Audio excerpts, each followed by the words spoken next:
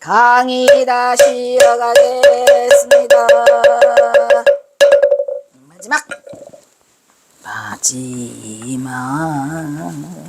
좋아.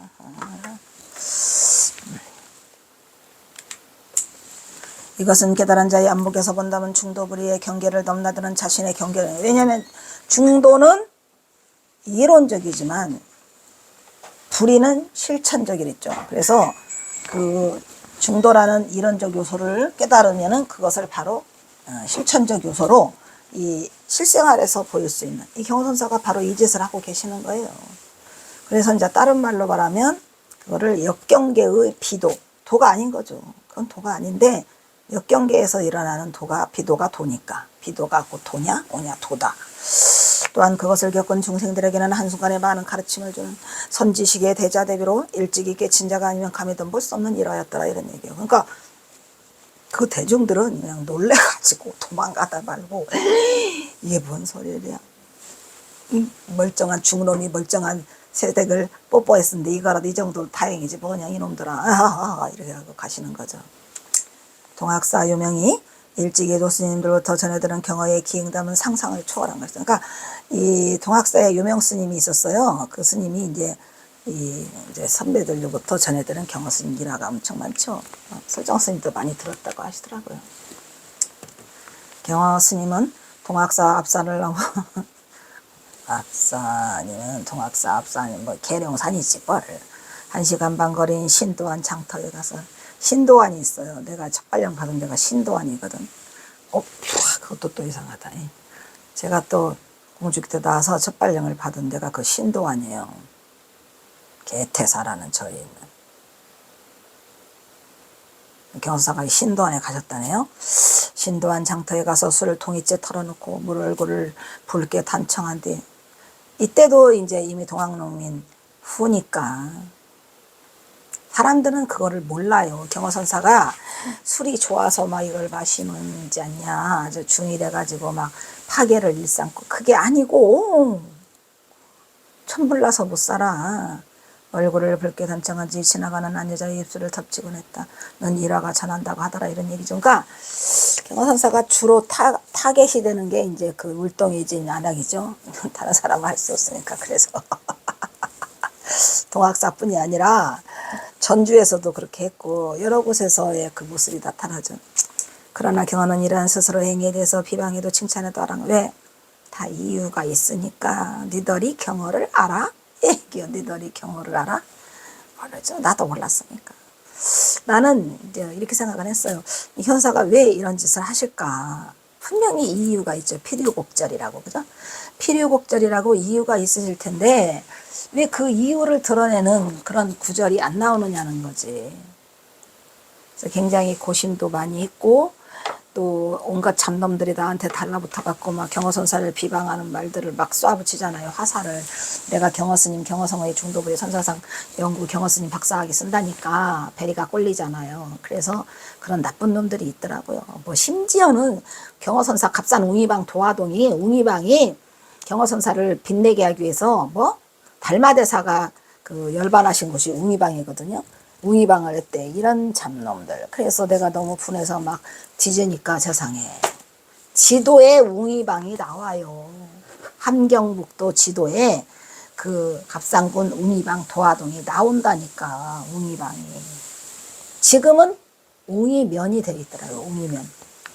그런데도 경어선사를 비방하기 위해서 그냥 나한테 온갖 지랄을 해가면서 많이 힘들었죠. 그런 화살들을 막아내느라고. 지금은 덤비야!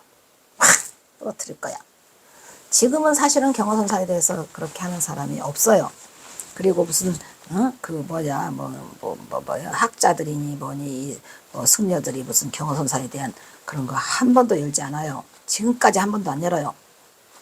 내가 부셔버리니까.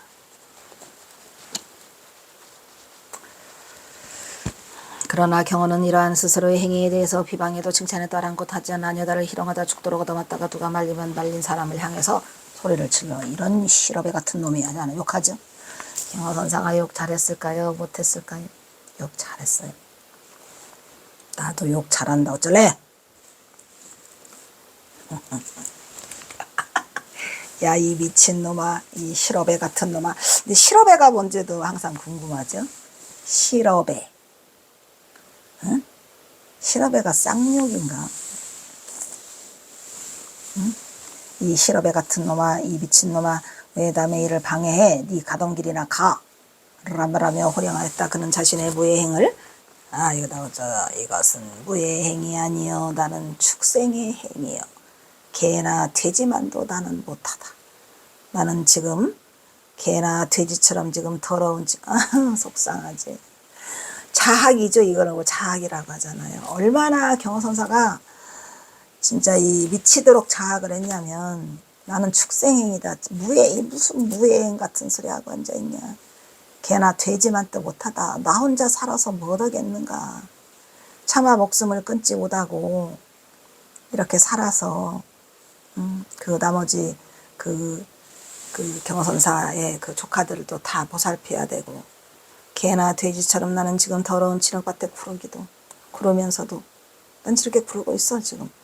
나의 행은 무의 행이 아니요 나의 행은 축생행이라고 이렇게 스스로를 그냥 이렇게 자학하면서 말씀을 하셨다고 합니다.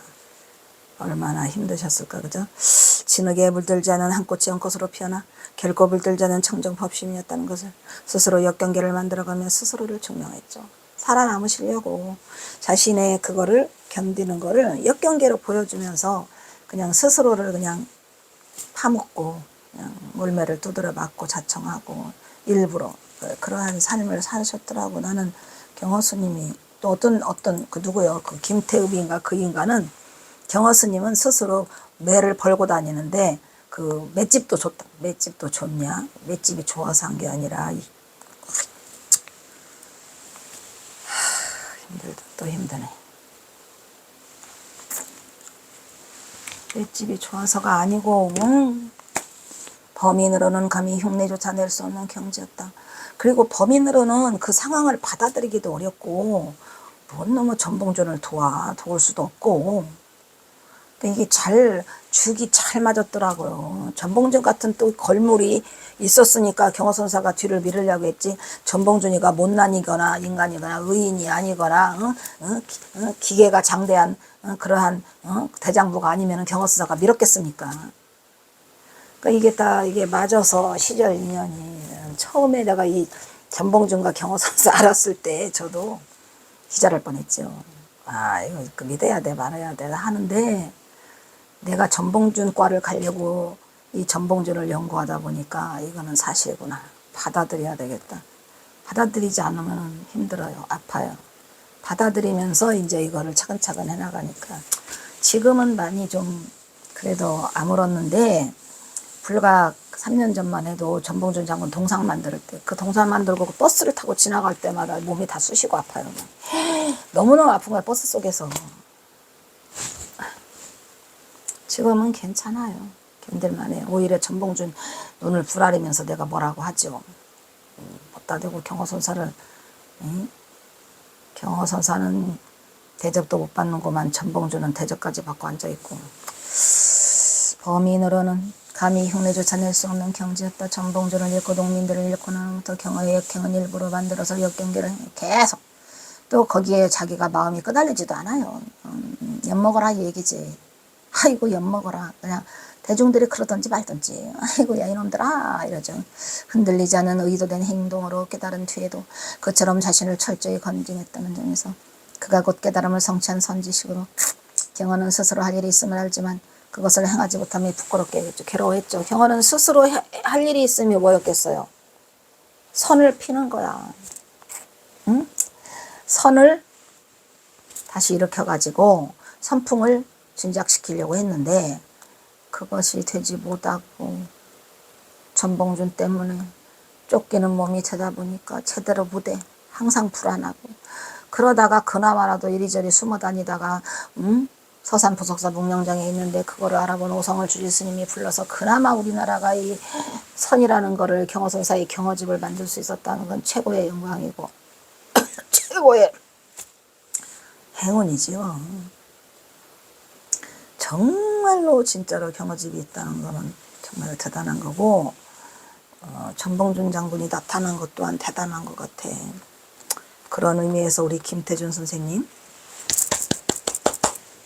병원에 계시다는가 하는데 좀 나섰으면 좋겠고, 어쨌든 이게 정말 이 전봉준 장군이 이렇게 나타난 것에 대한 감사와 또 전봉준 장군이 그 경허선사와 그런 관계였다는 것을 실증할 수 있는 서간문 13편을 가지고 있는 벽송 상목스님에게도 진심으로 감사를 드려요. 왜냐, 나는 연구자지만 그런 게 뒷받침되지 않았더라면 이걸 할 수 없었겠죠. 하지만 내가 이 박사 논문을 할 수 있어서 또 그러다 보니까 또 우리 아들이 나한테 한몫을 했죠.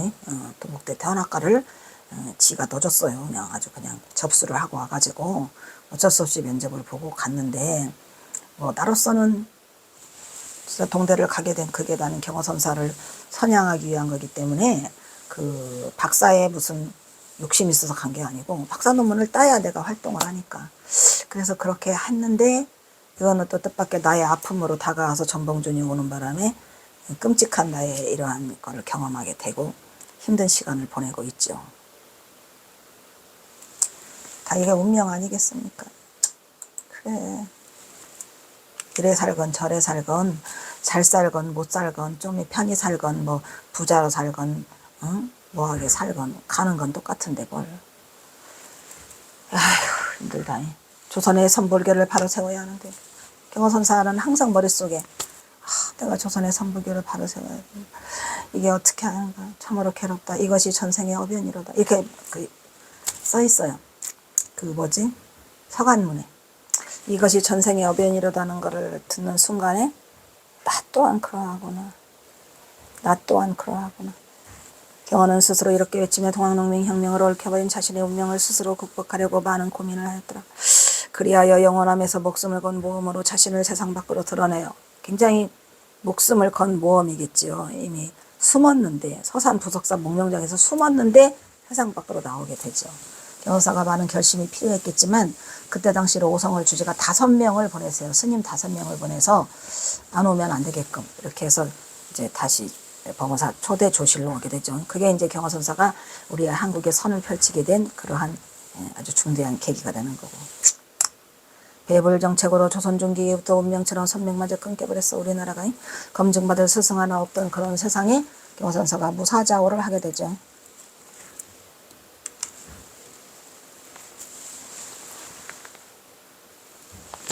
그는 선불교의 장으로 선방을 개설하고 제자들을 지도하니까 무려 180개를 했다고 하니까 그냥 크고 작은 많은 선방들을 가는 곳마다 경허선사가 열은 것 같아요. 제자를 지도하니 그렇게 한국 근대선의 첫 세법을 열었더라. 그러나 그러니 그의 이러한 행동에는 많은 제약이 있어서 제대로 얼굴을 펴지도 못하고 뜻을 펴지도 못하고 그죠? 전봉준 장군과의 비극적인 인연의 굴레 속에서 자신을 지키기 위한 몸부림으로 역경계를 택게 더욱더 자신을 당금질하고 철저한 보임으로 스스로 쓴 지식의 체험으로서 깨달음의 경지를 굳게 지켜나가고 있었던 것이었으니 깨달은 자가 그 깨달음이 전봉준 장군과의 이 사적인 인연 때문에 이게 무너지거나 그럴 일은 없죠.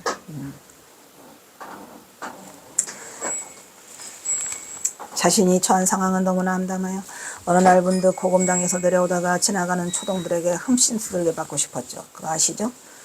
제사 지내고 내려오는데 떡이랑 몇 개 가지고 왔어요. 엽전이랑. 근데 이제 경허선사가 자신의 울분을 흠씬 두드려 맞는 걸로 씻고 싶어서 애들한테 시비를 걸지.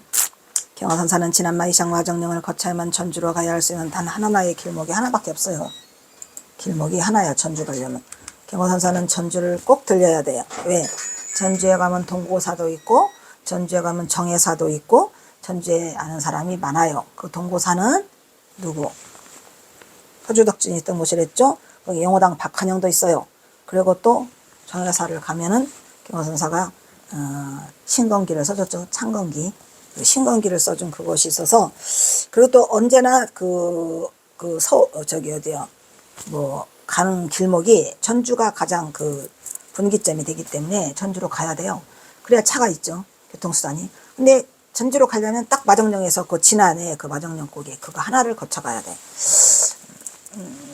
언제나 이곳을 지나고는 자신의 고향 전주를 떠올리고는 당장이라도 찾아갈 수 없는 현실의 무력감이 죽도록 자신의 것으로 맞고 싶었을 것이다. 이런 얘기예요. 그래야 여기서 다시 쌍매를 걸죠. 전봉준이 죽고 자신의 작은 아버지가 죽고 작은 아버지 누구? 송희옥이. 자신의 여동생이 죽었어요. 응? 송동희. 자신의 아버지가 죽은 전주야. 송희옥이. 아니 송두옥이. 전주가 경호선사로서는 아주 가슴 아픈 곳이죠. 저도 전주가 고야 가슴 아픈 곳이죠. 왜 전주가 저도 가슴 아픈 곳이냐면 저는 전주시 경원동리가 40번지인데 거의 일대가 12채가 다 우리 집이었어요. 12채가 다 우리 집이었는데 6.25 사변을 계기로 다 폭삭 망하고 다 팔아요. 가세가 기울어서. 우리 아버지가 운수업을 했답니다. 근데 그 트럭 이거를 다 트럭 한 대는 군인이 가져가고 트럭 한 대는 인민군이 빨갱이가 가져가서 없대요. 트럭 한 대는 세대 중에서 한 대는 폭삭 망해서 폭격당해서 다 없어서 그 뒤부터 쫄딱 망해서 엄청나게 큰 시련이 닥치고 우리도 그 마지막 집을 팔고 그 성시목이라는 곳이었거든요. 전주 서점하고. 전주 서점이 더 오래 남았던 것 같아요. 지금은 세고비아 기타를 하고 있더라고. 거기를 팔고 이제 무작정 대전으로 올라오죠. 그때가 너무 생생해요. 그 방에서 있는데 보따리를 다 싸놨어. 근데 그 뱀이 한 마리가 오더라고. 뱀이 와가지고 이렇게 우리를 슬퍼하는 듯 거기를 내보탱이를 들고 가더라고. 저는 또 뱀하고 인연이 많아요. 제가 말했잖아요. 뱀. 뱀 인연이 엄청 많아, 나는. 근데 그러고 보니 내 태몽이 뱀이었답니다. 우리 어머니가 그러는데 내 태몽이 뱀이었대요. 그래서 이 전주만 보면 경호선사는 가슴이 아파요. 전주 생각만 하면. 그러고 보니 나도 가슴이 아파. 그때 경호선사는 전봉준이 죽은 비참한 현실을 화살을 온몸으로 막아내고 있었대. 이게 지금 경호선사가 마정령에서 데려올 때는 이미 전봉준이 다 죽었지. 억울하게 죽어간 영령들을 대신해서 살아남은 죗값으로 죽도록 맞고도 아프지 않은 경계를 보여주고 싶었다. 거기에 그냥 들어가 있고 그게 차라리 편하니까. 경호는 지금 자신의 처지로 순경계에서는 선법을 펼 수 없었어요. 따따붙다 하면서 그러니까 경호선사가 법문을 어디 가서 제대로 한 게 없어요. 왜냐하면 드러나니까 자신의 모습이 드러나고 까발려지기 때문에 거의 법문을 누구에게 주다 등하마상에게 주여 등하마상 개차청신법문은 이거 해가지고 누구한테 주다가 많아. 그 이유가 경호선사는 그 법단에 올라가서 상단에 올라가서 강의를 법문을 이렇게 하신 게 거의 없어요. 시중이라는 거 하나가 있더라. 시중이. 그래서 선법을 펼 수 없어. 이런 순경계 속에서는 스스로 역경계를 선택해서 기여하는 중생들에게 보여주는 거예요. 두드러 맞으면서 보여주고 느낄 수 있게끔 중생들을 향해서 고정관념을 무너뜨리고 이거 고정관념이 뭐죠? 분별심이야. 고정관념을 무너뜨리고 자신이 스스로 역경계의 주인공이 되어 몸으로 분별심이 사라진 경계 중도 불의의 실체를 몸으로 보여주는 거예요. 중도와 불의를 한꺼번에 몸으로 구현해내면 그게 불의법이랬죠. 조선왕조 500년 동안 계속된 패불의 암흑기에서도 500년 동안 패불이었어요. 홀로 불을 밝힌 선각자의 입장에서 보면 당장 이 땅에 선불계를 일으켜서 중생들을 구제하고 싶은 자비심은 흘러도 넘치고도 남아. 그런데 자신의 처지가 이래가지고 역경계로만 보여주고 계시는 거죠. 현실은 정반대로 흘러가고 말았으니 어떻게 보면은 그냥 말로는 운명이라고 넘기지만 전봉준 장군과 얽히지 말았어야 되죠. 근데 그게 얽힌다고 해서 얽히고 얽히지 말아도 돼서 안 얽히고 이미 전생부터 어변이라면은 안 얽힐 수가 있겠습니까? 그래서 이게 전생의 어변인가 보다 하는 거예요. 결국 우리 조선불교는 진짜로 더 필 수 있었는데 경호선사가 저렇게 되는 바람에 다 펴지 못했죠. 인생사가 그런 것 같아요. 애달구나. 어찌다 동학혁명은 실패로 끝나거나 나는 쫓기는 시세가 되었단 말인가. 하늘도 참으로 야속하구나. 참 참으로 무심하도다. 일제 감정기의 극한 상황에서 자신의 배부인 전봉준 장군이 역적으로 처형을 당하고 자신의 목숨도 경각에 달려있어. 눈으로 다 목도를 하니까 조카를 살리기 위해서 이거 고금당 은신처를 둘러보러 왔어요. 들려요. 보살피고. 뭐 어떤 분은 그 인터넷에 보니까 뭐 1년에 한 번 들리는 게 아니라니까 시도 때도 없이 들린다고 밤마다 8년 동안 무지하게 드나들었어요. 42순가가 남아있다니까. 시로만. 시간 날 때마다 드나들으셨죠.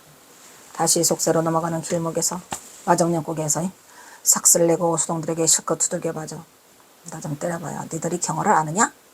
선지시 경호는 자신의 자비심 마르는 탐관으로 학정에 시달려 짭지에 시달리며 만신창이가 되거나 헐벗은 백성들을 도저히 구할 수가 없어요. 구하려고 해봤는데 쫄딱 망했어요. 이제 배제 전봉준을 도와 동학농민을 일으켰건만 하늘도 무심하게도 버렸어요. 하늘이 버렸어요. 에이. 그래, 정의가 뭔지. 정의가 반드시 승리하는 거 아니더라고. 전봉준을 잃고 수많은 농민들을 잃고 경호는 상실감을 빼려 그에 따른 무역감을 달리려고 하조차 없어. 역적으로 또 내몰리고 있어요. 예, 삼족을배라는 이족에 속해서 걸리면 바로 온 가족이 불상을 당하는 처지에서 달리 길이 없어요. 가야 돼. 특히 이 땅의 주인공이 되어 아이들에게 일본 놈들에게 날아맞아 빼앗길 지경에 이르니 저들로부터 몰매 맞는 것을 자초해 본 거죠. 니들이 나를 때려라. 이래서 니들이 경호를 하느냐. 니들이 나를 때렸다고 하지만 이 경호만은 때리지 못했느니라 하죠. 나는 때렸지만 경호는 못 때렸다 이런 얘기야. 나는 때렸지 니들이 나를 아느냐. 몰라요. 이렇게 경호벌매도는 기행의 수산이 아니라 나라의 주인공인 아이들을 방치할 수밖에 없는 선각자의 고뇌가 녹아있대. 기행이 아니라는 얘기죠. 이건 기행이 아니고 작정하고 만들어진 각본 없는 드라마가 지금 여기서 펼쳐지고 있어요. 마정용 몰매도. 그 몰매도가 천장암에 가도 그 벽화로 그려져 있어요. 경호의 이러한 무모한 행장을 돌아보는 가운데 도처에서 만나는 파행과 기행도 따지고 오면 혼탁한 세상에 홀로 살아가는 홀로 깨달아서 성상한 가운데 내가 해야 할 일이 뭔가를 경서사는 생각하시는 거죠. 무서워의 뿔처럼 혼자서 가라. 누구에게도 말 못해. 나라면 그자가 죽으니까. 나라면 그자가 죽을 수 있으니까 그자를 위해서 말을 못하시는 거죠. 혼자 짊어지고 가야 할 동학농민혁명의 역사적 주인공으로 그 무게를 다 경호선사가 감당하는 거죠. 경호와 전봉준이었기에 그 비극에 그것은 비극의 소산물이었기에 경호는 지독한 외로움 때문에 죽도록 맞았더라. 그러니까 그 외로움을 또 그 중생들에게 자비심으로 보여주면서 그리고 다 맞고 난 뒤에 뭐라 그래요? 애따 에이 스님 나 경호를 못 때렸다고 그러는데 스님이 지금 그 용돈 안 주려고 그러시는 거죠? 아니 줄게. 떡도 먹어 과자도 먹어 다 주고 깨달으시죠. 그러면서 그 시를 남기시잖아요. 혼탁한 세상에 나 홀로 깨었어라. 그죠?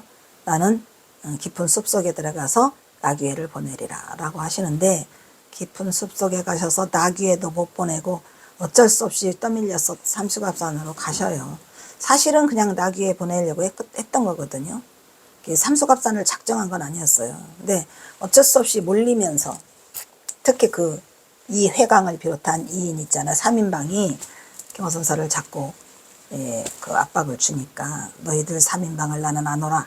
이래가지고 경호선사가 가셔요. 이렇게 경호의 운명은 전생의 어변으로 깨달았어도 미혹 중생을 다 어루만지지 못하는 한계는 성각자를 자기의 늪에 빠지도록 만들었어요. 현실이 경호선사가 처한 현 상황이 중생들을 다 마음 놓고 제도할 수 있게 만들지 못했죠. 쫓기는 신세가 되어버렸죠.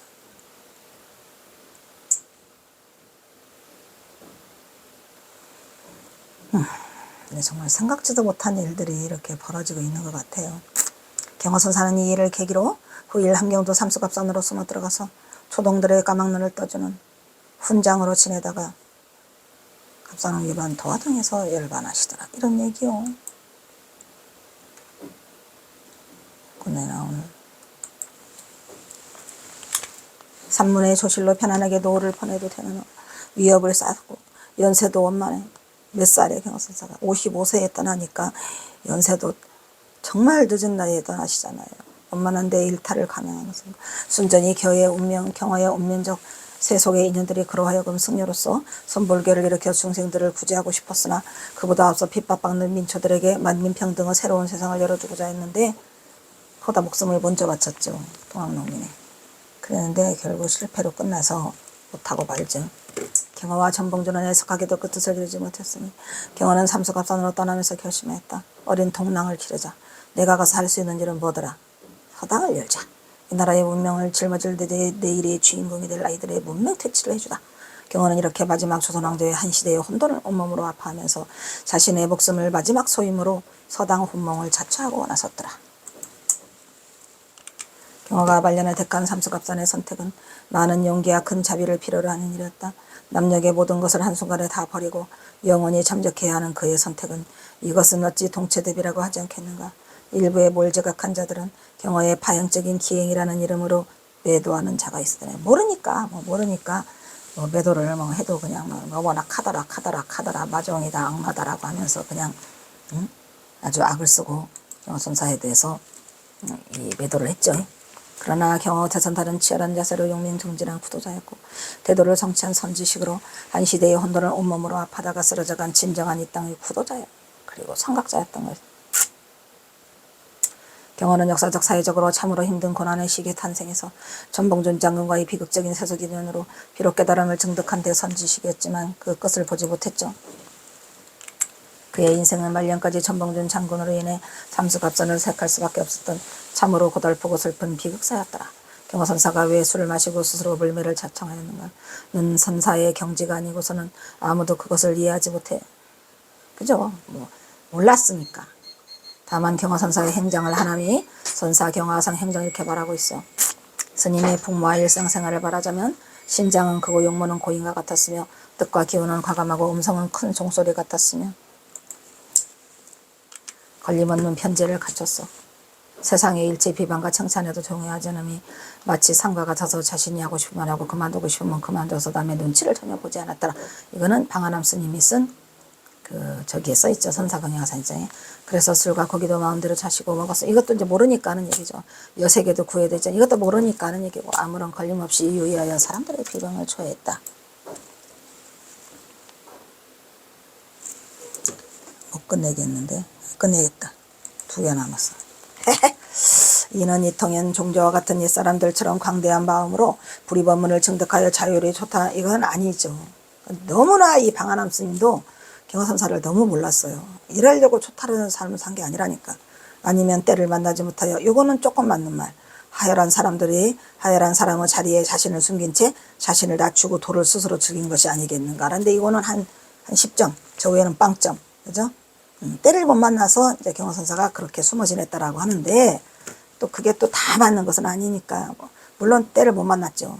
그러나 안개할 때는 음식은 겨우 숨이 붙어 있을 정도로는 드셔요. 욕심이 없어요.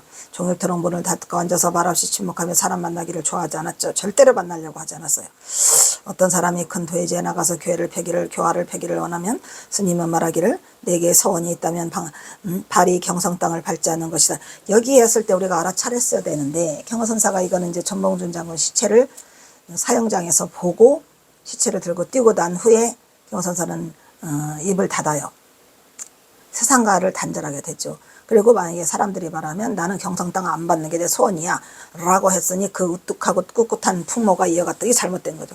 우뚝하고 꿋꿋한 풍모라니요. 그 속을 이 방한함 스님도 그냥 0%로 몰랐던 것 같아요. 모를 수밖에 없었죠. 일단 오늘은 여기서 끊도록 하겠습니다.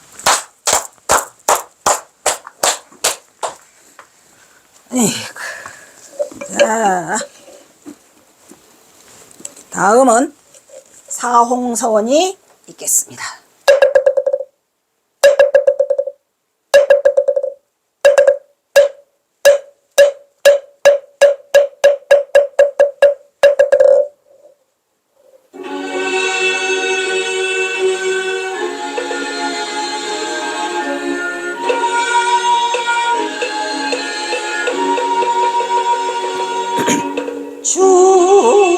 중생을 다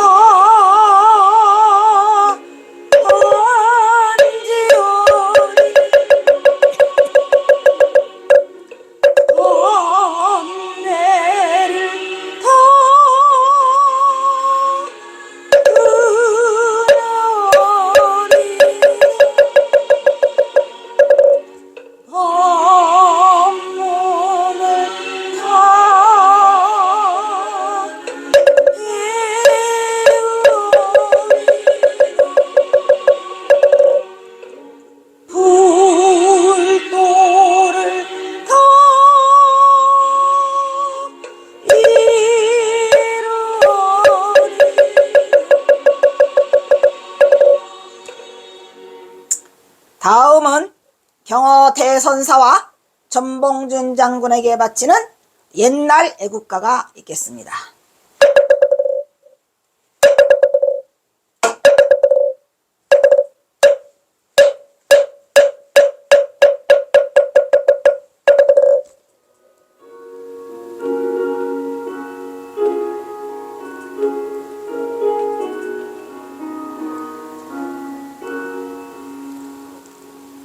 동해물과 백두산이 마르고 닳도록 하느님이 보호하사 우리나라 만세. 무궁화 삼천리 화려가 안선 대한 사람 대한으로 이루어져.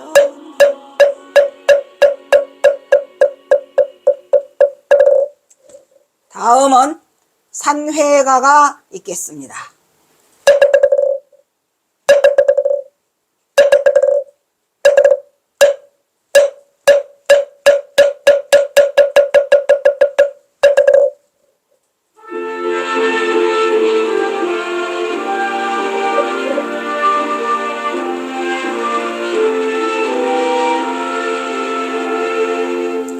몸은 비록 이 자리에서 헤어지지만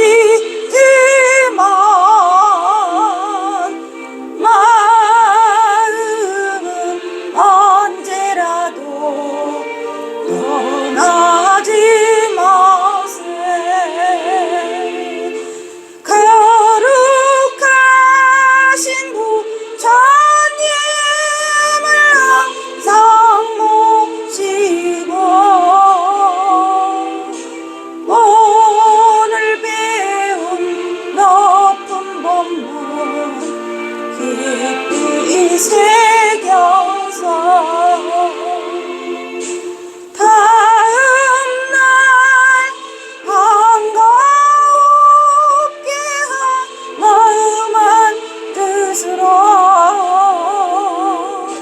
부처님의 성전에 다시 만나세.